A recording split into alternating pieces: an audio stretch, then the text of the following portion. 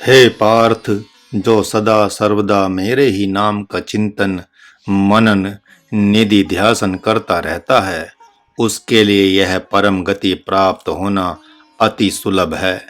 और इतना ही नहीं, मेरी परम गति को प्राप्त कर वे महात्मा जन इस दुख रूप संसार में पुनः नहीं आते। जिस चित्त के द्वारा ब्रह्म के सिवा दूसरा कोई दिखाई नहीं देता, उस चित्त को अनन्य चेतः कहते हैं।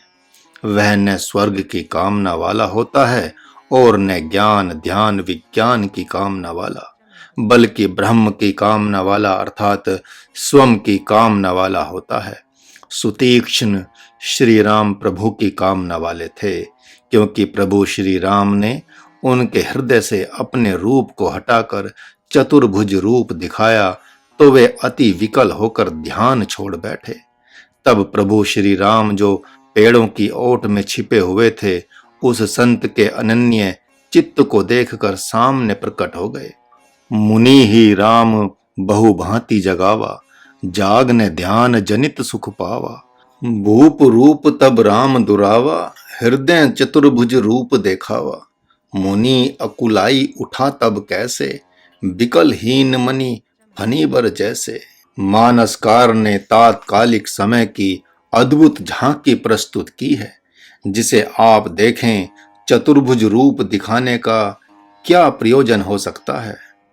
यही कि प्रभु श्री राम भगवती सीता और लक्ष्मण को तथा अन्य संतों को अनन्य चित्त का लक्षण दिखाना चाहते हैं।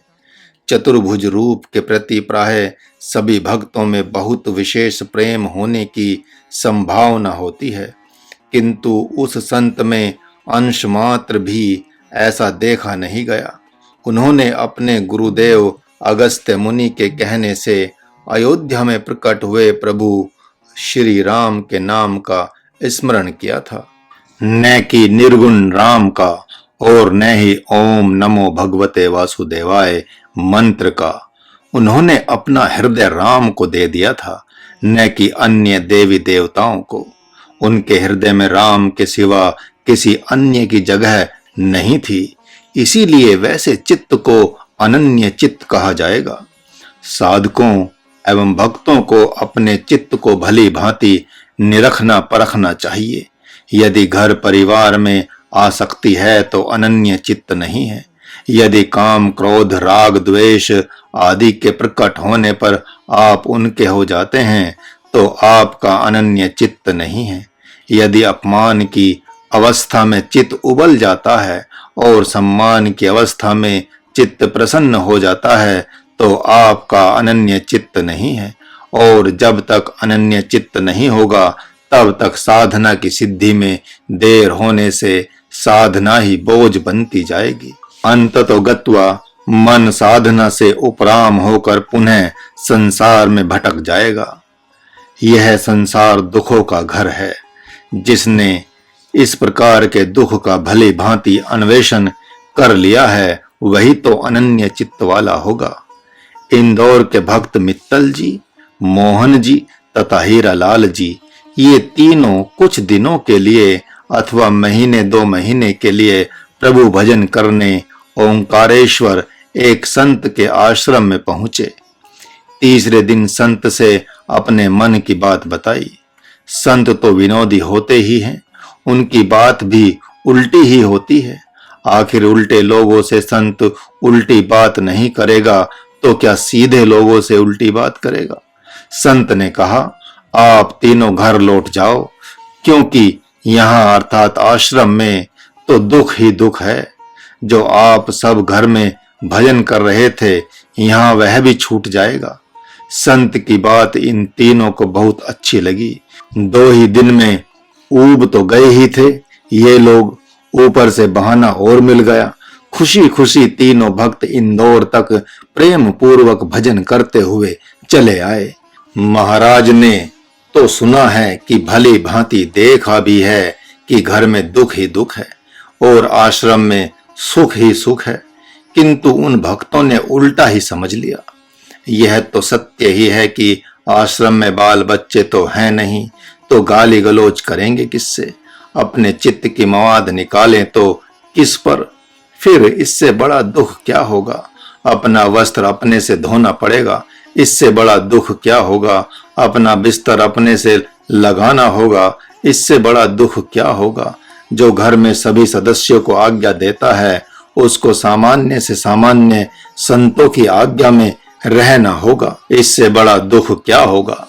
जो भोजन में मिर्च मसाले की कमी बेशी पर थाली पटकता रहता है, उसे आश्रम में साधारण से साधारण भोजन को प्रसाद मानकर पाना होगा, इससे बड़ा दुख क्या होगा। छी, धिक्कार है ऐसे लोगों को जो सुखमय से सुखमय स्थान संत और सद्गुरु के आश्रम को दुखमय स्थान मानकर घर लौट आते हैं। ऐसे लोगों के लिए ब्रह्म अति दुर्लभ है।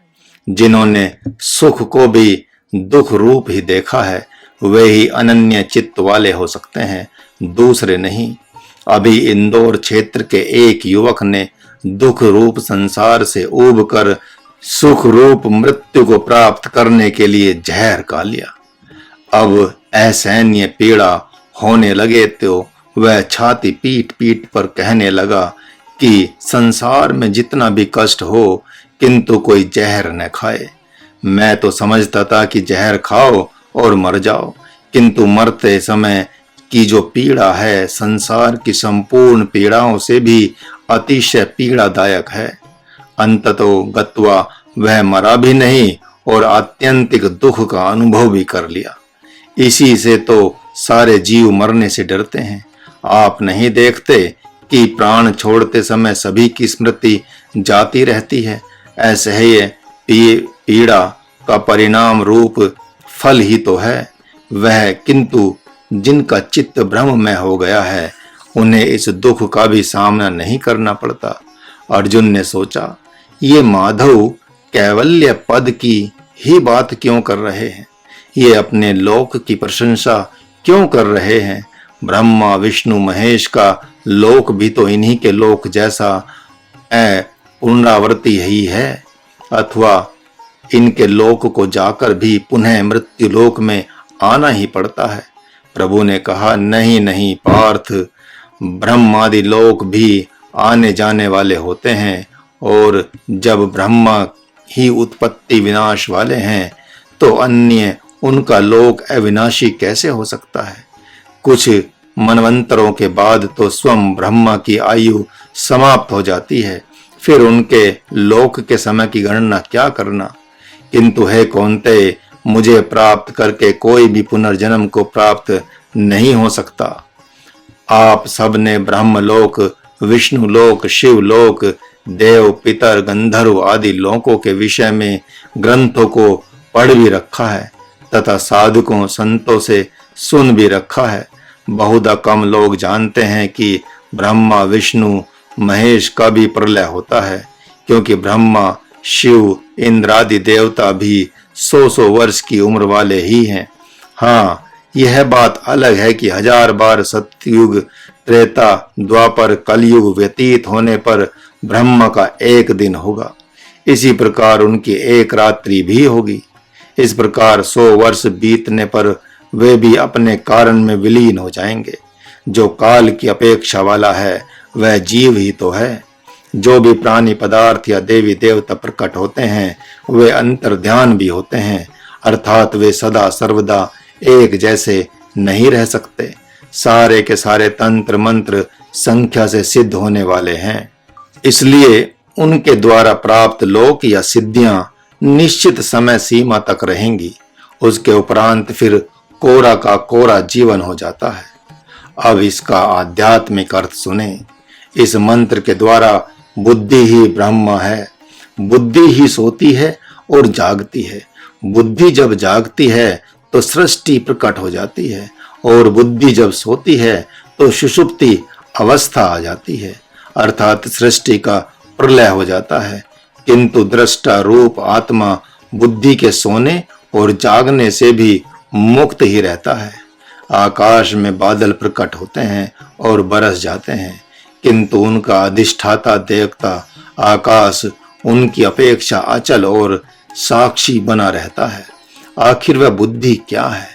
वह तत्व शरीर जो शुभ और अशुभ वृत्तियों को अपने आप में समेटकर लोक लोकांतरों का सृजन कर वहां दुख अथवा सुख रूप कर्म और कर्म फल का हेतु बनता है। कब तक? जब तक कि आप संपूर्ण देवी देवताओं की उपासना छोड़कर भ्रम के नहीं हो जाते। बुद्धि का जागना अर्थात सृष्टि का प्रकट होना और बुद्धि के समाधिस्थ हो जाने का परिणाम सृष्टि का प्रलय हो जाना होता है। प्रायण काल के समय जो बुद्धि आपके लिए जाग रही थी वह मानो सो जाती है तथा संचित प्रारब्ध और क्रियामान तीनों कर्मों को लेकर पुनः आपके लिए नई सृष्टि की रचना कर देते हैं। वह तब तक रचना रहती है जब तक आप ब्रह्म के नहीं हो जाते। हे पार्थ, ये सारे के सारे प्राणी भ्रम के दिन काल में प्रकट होते हैं और रात्रि काल में उसी में विलीन हो जाते हैं। वे ही संपूर्ण भूत समुदाय ब्रह्मा की दिन रात्रि के क्रमानुसार उसी से उत्पन्न होकर उसी में लीन होते रहते हैं और उसकी समाधि अवस्था में उसी में प्रलय को प्राप्त हो जाते हैं। स्पष्ट है कि उपरोक्त 100 वर्ष की आयु वाले ब्रह्मा के संकल्प से उसकी जागृत अवस्था में सारे प्राणी पदार्थ प्रकट होते हैं। यहाँ विलक्षण बात प्रभु ने कह दी कि ब्रह्म व्यक्त है और ब्रह्मा अव्यक्त है। ऐसा सुनकर लोगों को कौतूहल तो होगा, किंतु सजग होकर विचार करेंगे तो बात समझ में आ जाएगी। यहाँ लिखते समय अवधेशानंद और अभ्यानंद को भी आश्चर्य हो गया कि महाराज जी क्या लिख रहे हैं, किंतु महाराज का कहना है कि जो दिख रहा है भले इसे आप संसार माने, तत्व माने, माया माने, किंतु आपके मानने से तो यह दृश्य ब्रह्म अथवा अपर ब्रह्म माया या संसार या पंचभूत तो हो नहीं जाएगा। स्पष्ट ही है कि जो दिखाई नहीं पड़ता वह माया है और जो दिखाई पड़ रहा है वह ब्रह्म है। ब्रह्म के 2 रूप प्रारंभ में कहे गए हैं, एक पर ब्रह्म, दूसरा अपर ब्रह्म। जैसे प्रकाश में अंधकार कभी हुआ ही नहीं, वैसे ब्रह्म में माया कभी हुई ही नहीं। ब्रह्म का किसी किसी के लिए माया बन जाना अलग बात है, किंतु स्वतंत्र माया का प्रकट होना अलग बात है। स्वतंत्र माया के प्रकट होने का अर्थ है कि ब्रह्म के अतिरिक्त कोई स्वतंत्र शक्ति विद्यमान है, और ऐसा मानने से आप सांख्य मतावलंबियों के दास बन जाएंगे। यहाँ स्पष्ट किया गया है कि ब्रह्मा का तात्पर्य बुद्धि से है। पुराणों में ब्रह्मा नाम आकृति तथा उसकी सत्ता सामर्थ्य सामान्य लोगों के लिए एक रूपक है, जिन्होंने लंबे समय तक ज्ञान ध्यान जप तप तथा समाधि का अभ्यास किया है, जिस कारण से चित्त अति निर्मल हो गया है। उन्हें तो यह बात स्पष्ट समझ में आ जाएगी। साधक ध्यान में बैठता है और प्रथम चरण में वह यह भी नहीं जान पाता कि विचार रूप सृष्टियां कहाँ से प्रकट होती हैं और मानस पटल पर आकर कहाँ चली जाती हैं। अवधेशानंद जैसा चेतन समाधि वाला साधक भी इन विचार रूप सृष्टियों से परेशान है। वह कहता है कि समाधि में विचार पता नहीं कहाँ चले जाते हैं और समाधि टूटने के उपरांत पता नहीं विचारों की झड़ी कहाँ से लग जाती है। जिनके न हाथ हैं न पांव हैं न सिर हैं, पर विचार तो हैं ही। वह कहता है कि पता नहीं कितने जन्म के विचार आकर खड़े हो जाते हैं। उनके सामने असंख्य विचार आकर खड़े हो जाते हैं। यह साधना की सफलता मानी जाएगी। बहुत विशेष खोज करने पर विचारों का उद्गम दिखाई पड़ता है। उन विचारों के उद्गम को ही यहाँ बुद्धि अर्थात ब्रह्म कहा गया है। अतः जब तक सदा सर्वदा के लिए बुद्धि का प्रलय नहीं हो जाता, तब तक जन्म मृत्यु का प्रवाह चलता ही रहेगा। आप तो देखते ही हैं कि सुषुप्ति में हर रोज विचारों का प्रलय सा दिखाई पड़ता है तथा 1-2 घंटे के बाद स्वप्न में सृष्टि का सृजन हो जाता है। 6 घंटे नींद के अंतर्गत कई बार तो सुषुप्ति में विचारों का प्रलय हो जाता है और बहुत बार स्वप्न जगत का निर्माण हो जाता है। आपका शरीर भी एक ऐसा विलक्षण ब्रह्म है जिसमें प्रत्येक दिन स्वप्न जगत नामक कई सृष्टियां प्रकट होती रहती हैं। ऐसा क्यों? इसलिए कि जो बाहर में प्रत्यक्ष अपर ब्रह्म दिख रहा है उसे आपने संसार मान लिया है, अतः सोने में वही संसार विकसित होता है। संसार मानने से संसार ही तो प्रकट होगा, ब्रह्म कहाँ से प्रकट हो जाएगा। इस प्रकार जागृत अवस्था बुद्धि का दिन काल है और सुषुप्ति उस बुद्धि का रात्रि काल है। फिर स्वप्न की बात आपने तो की ही नहीं। यहाँ दिन और रात्रि की व्याख्या करने पर स्वप्न और जागृत को एक ही रूप माना है, इसलिए कि बाहर का अपर ब्रह्म आपके लिए वासना बन गया है। अतः जागृत और स्वप्न अवस्था दोनों वासना ही तो है। इतना स्पष्ट होने पर भी यदि बात समझ में नहीं आए तो वह जान ले कि अभी उसका चित्त भली भांति साफ सुथरा नहीं हुआ। महात्मा अर्जुन के मन में विचार आता है कि तब तो जीवन समाधान होना असंभव है। प्रभु ने कहा, ऐसा मत सोचो। इस अव्यक्त से भी अति विलक्षण सनातन परम भाव है जिसके प्रकट हो जाने पर बुद्धि का अता पता ही नहीं चलेगा। उसका सदा सर्वदा के लिए महाप्रलय हो जाएगा। वह परम भाव अव्यक्त अक्षर नाम से कहा जाता है। वही अव्यक्त भाव अपने स्वरूप को अर्थात परम धाम को देने वाला होता है। सर्वहमस्मि अर्थात सब कुछ मैं ही हूँ। ये सारे के सारे नाम और रूप मुझ निर्गुण निराकार से प्रकट होने के कारण से सगुण ही हैं। यही अव्यक्त सनातन भाव है। इसी को परम भाव भी कहते हैं। इस परम भाव के प्रकट होते ही विचार रूप सारी सृष्टियां अथवा बुद्धि रूप सारी सृष्टियां वैसे ही इस परम भाव में विलीन होती हैं, जैसे संपूर्ण अंधकार सूर्य के धीरे धीरे प्रकट होने पर प्रकाश में ही विलीन हो जाता है। जिस प्रकार सांप की संतान सांप होती है, गाय की संतान गाय होती है, मनुष्य की संतान मनुष्य होती है, उसी प्रकार मेरे से उत्पन्न होने वाला दृश्य वर्ग मेरा ही रूप है। अहर्निश ऐसा चिंतन करना ही परम भाव है। मूल में क्या है यह देखना चाहिए। यदि मूल में ब्रह्म है तो ब्रह्म ही है। ऊपर से चाहे जो कुछ भी दिखाई पड़े, व्यक्ति को देखा जाता है।